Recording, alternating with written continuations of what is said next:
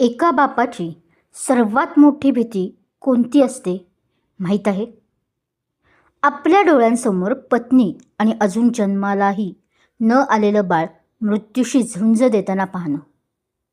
आज दिल्लीचा सर्वात खतरनाक डॉन राजवीर मल्होत्रा पूर्णपणे हतबल झाला आहे.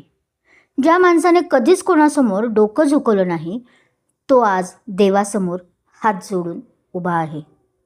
एका बाजूला मृत्यूशी झुंज देणारी त्याची पत्नी श्रीनिका आणि दुसऱ्या बाजूला अजून या जगातही न आलेला त्यांचा निरागस जीव. आजचा हा निर्णय राजवीरचं संपूर्ण आयुष्य बदलून टाकणार आहे. पहा, राजवीर मल्होत्राचा हा हृदयद्रावक भाग. पाऊस आता धो-धो कोसळत होता. लोणावळ्याच्या त्या निर्जन घाटात एका झाडाखाली राजवीर श्रीनिकाला आपल्या भाऊत घट्ट धरून बसला होता. तिचं शरीर तापाने फणफणत होतं. पावसाच्या थंड थेंबांनीही तिच्या कपाळावरचा घाम पुसला जात नव्हता. तिचे ओठ थरथरत होते आणि डोळे अर्धवट उघडझाप करत होते. श्री डोळे उघड, मी आलोय, तुझा राज आलाय. राजवीरचा आवाज कापत होता. तो दिल्लीचा डॉन, ज्याच्या नावाने लोक थरथरायचे, आज एका असहाय्य बापासारखा रडवेला झाला होता. श्रीनिकाने कसेबसे डोळे उघडले. तिच्या नजरेला राजवीर दिसला, पण त्या नजरेत प्रेमापेक्षा जास्त वेदना होती. तिने थरथर त्या हाताने राजवीरचा शर्ट घट्ट पकडला. राजी, पोटात खूप दुखतंय. आपलं बाळ. तिच्या तोंडातून शब्द फुटत नव्हते. प्रत्येक श्वास तिला जड जात होता.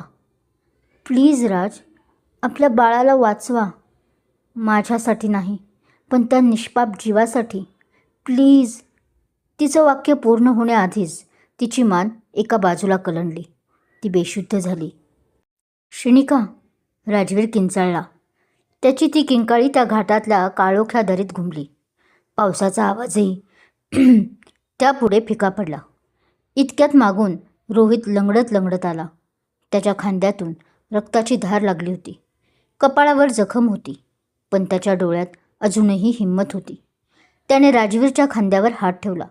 सर, स्वतःला सावरा. आता रडायची वेळ नाही. श्रीला हॉस्पिटलला नेणं गरजेचं आहे. प्रत्येक सेकंद महत्त्वाचा आहे. राजवीरनं एका क्षणात स्वतःला सावरलं. त्याचा राज पुन्हा जागा झाला. त्याने श्रीनिकाला अलगद उचललं.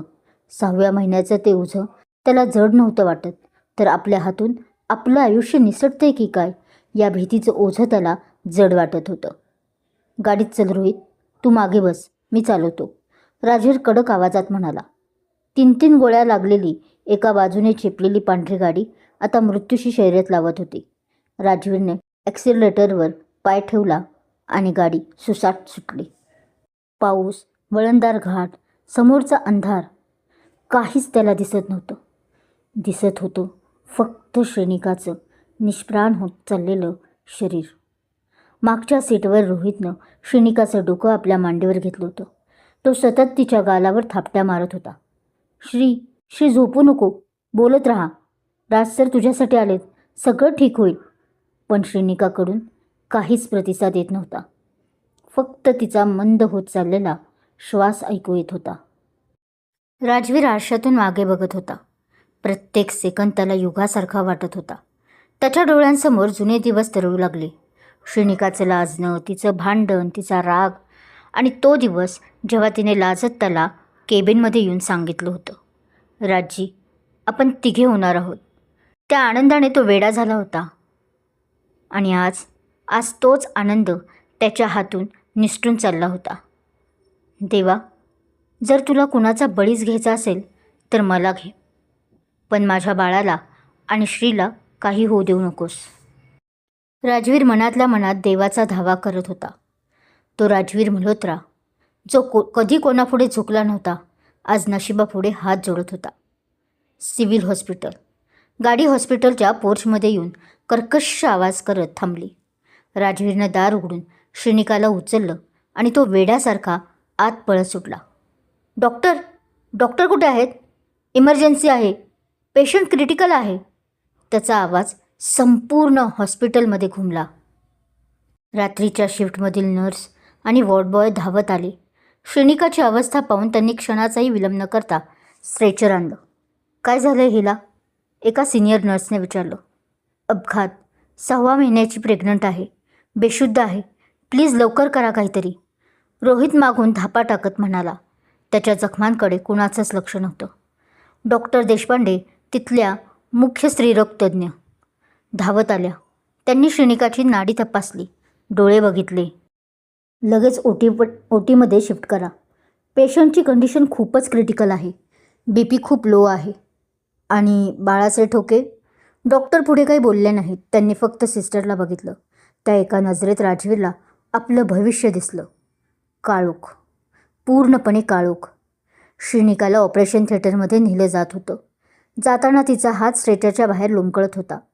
राजवीरनं धावत जाऊन तो हात हातात घेतला. थंड, बर्फासारखा थंड. श्री, मी आहे इथं. घाबरू नकोस. तू लढ. आपल्या बाळासाठी लढ. मी बाहेर तुझी वाट बघतोय. तो कुजबुजला. ओटीचे दरवाजे बंद झाले. त्या दरवाजावर लाल रंगाचा ऑपरेशन चालू आहेचा दिवा लागला. तो लाल दिवा राजवीरच्या आयुष्यातील धोक्याची घंटा होता. ओटीच्या बाहेरच्या कॉरिडॉरमध्ये स्मशान शांतता होती. फक्त भिंतीवरच्या घड्याळाची टिकटिक ऐकू येत होती. प्रत्येक टिक राजवीरच्या काळजावर घाव घालत होती.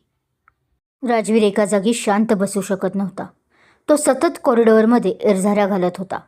कधी भिंतीवर डेको टेकवायचा, कधी खुर्चीत बसून डोकं हातात धरायचा. त्याचा तो अवतार पाहून रोहितलाही रडू येत होतं. रोहितच्या खांद्यावर पट्टी बांधली होती. डॉक्टरने त्याला टाके घालून दिले होते, पण त्याला स्वतःच्या वेदनेची फिकीर नव्हती. सर, शांत बसा. पाणी घ्या थोडं. रोहितनं पाण्याची बाटली पुढे केली. राजवीरनं ती बाटली झिडकारली. पाणी? माझ्या श्रीचा जीव टांगणीला लागलाय आणि तू मला पाणी विचारतोयस? रोहित, जर त्या दोघांपैकी कुणालाही काही झालं ना, तर मी या जगाचा नाश करेन. दत्ताजी नाईकला मी असा मारेन की त्याच्या 7 पिढ्या लक्षात ठेवतील. त्याचा आवाज रागाने थरथरत होता, पण त्या रागामागे एक प्रचंड भीती दडली होती. हरण्याची भीती. त्याला आठवलं, 4 महिन्यापूर्वी श्रेणिकाने हट्टाने त्याच्याकडून बाळासाठी छोट्या कपड्यांची खरेदी करून घेतली होती. एक निळा फ्रॉक आणि एक पांढरा झबला. मुलगा झाला तर झबला, मुलगी झाली तर फ्रॉक, ती म्हणाली होती. तुम्हाला काय वाटतं राजी? त्याने तिला जवळ घेत म्हटलं होतं. मला फक्त ते सुखरूप हवंय, बस. आज तेच सुखरूप त्याच्यापासून हिरावलं जात होतं. का? 1 तास झाला. ओटीमधून कुणीच बाहेर आलं नव्हतं. नर्स आत बाहेर करत होत्या. त्यांच्या चेहऱ्यावरचा तणाव स्पष्ट दिसत होता. राजवीरनं एका नर्सला अडवलं. सिस्टर, आत काय परिस्थिती आहे? सॉरी सर, डॉक्टरांनी काहीही माहिती बाहेर न सांगण्याची ऑर्डर दिली आहे. प्लीज शांतता राखा, असं म्हणून ती निघून गेली. राजवीर गुडघ्यावर बसला. त्याने दोन्ही हात जोडले. हे देवा, मी खूप पापं केली आहेत, मान्य आहे. लोकांना लुटलं, मारलं, पण श्रीने कधीच कुणाचं वाईट केलं नाही. त्या बाळाने तर अजून जगही पाहिलं नाही. त्यांची काय चूक? शिक्षा मला दे, त्यांना नको. आयुष्यात पहिल्यांदा राजवीर मल्होत्रा देवापुढे लोटांगण घालत होता. त्याचे खांदे थरथरत होते. रोहितने त्याच्या खांद्यावर हात ठेवला. सर, धीर धरा. श्री लढवय्या आहे. ते नक्की जिंकतील. ज्या हातांनी त्याने आजवर अनेकांचा गेम केला होता, तेच हात आज देवापुढे जोडले गेले होते. का देवा? शिक्षा मला दे. माझ्या चुकीची शिक्षा त्या निरागस जीवाला का? राजवीर स्वतःशीच पुटपुटत होता. 2 तास वेळ जणू थांबली होती. रोहित तिथेच एका बाजूला पट्टी बांधून बसला होता. त्याने राजवीरच्या खांद्यावर हात ठेवला. सर, धीर धरा. श्रेणिका जिद्दी आहे. तिला काही होणार नाही. राजवीरनं रोहितकडे पाहिलं. त्याच्या डोळ्यातून अश्रू वाहत होते. रोहित, मी दिल्ली सोडली कारण मला हे गुन्हेगारीचं जग नको होतं. मला फक्त एक साधं आयुष्य हवं होतं. पण माझ्या भूतकाळानं माझ्या भविष्यालाच घेरले. जर माझ्या मुलाला काही झालं तर मी स्वतःला कधीच माफ करू शकणार नाही. तो 2 तासांचा काळ राजवीरसाठी युगांयुगांसारखा वाटत होता. तो कधी खिडकी बाहेरच्या पावसाकडे बघायचा, तर कधी ओटीच्या दरवाजाकडे. प्रत्येक वेळी कोणी नर्स बाहेर आली की तो धावत तिच्याकडे जायचा, पण उत्तर मिळायचं पेशंटची कंडिशन क्रिटिकल आहे. डॉक्टर प्रयत्न करीत आहेत. राजवीरच्या डोळ्यासमोर श्रीनिकाचं हसणं, तिनं पोटावरून फिरवलेला हात आणि तिनं पाहिलेली स्वप्न फिरत होती. त्याने मनाशी ठरवलं होतं की जर आज हे संकट टळलं तर तो दत्ताजी नाईकचं अस्तित्वच मिटवून टाकेन. 2 तास, 2 युगांसारखे 2 तास सरकले. शेवटी ओटीचा दरवाजा उघडला. डॉक्टर देशपांडे बाहेर आल्या. त्यांच्या चेहऱ्यावर थकवा होता. मास्कमुळे अर्धा चेहरा झाकला होता. पण त्यांचे डोळे, त्या डोळ्यात विजय नव्हता. एक विषण्ण शांतता होती. राजवीर वाऱ्याच्या वेगाने त्यांच्याजवळ गेला. रोहितही मागून आला. दोघांचे श्वास रोखले गेले होते. संपूर्ण जग थांबलं होतं. डॉक्टर देशपांडे यांनी मास्क खाली केला. त्यांनी एक दीर्घ श्वास घेतला. राजवीरच्या डोळ्यात डोळे घालून त्या फक्त 3 शब्द बोलल्या. आय एम सॉरी, पण आम्ही नाही वाचू शकलो. त्या 3 शब्दांनी राजवीरच्या पायाखालची जमीन सरकली. कॉरिडॉरमध्ये एक भयानक शांतता पसरली. फक्त घड्याळाची टिकटिक ऐकू येत होती आणि राजवीरच्या काळजाचे तुकडे होण्याचा आवाज. डॉक्टरांचे ते 3 शब्द, आय एम सॉरी, पण आम्ही नाही वाचू शकलो, हे ऐकताच राजवीरच्या आयुष्यातला प्रत्येक श्वास थांबला. पण डॉक्टर नेमकं कोणाबद्दल बोलत होत्या?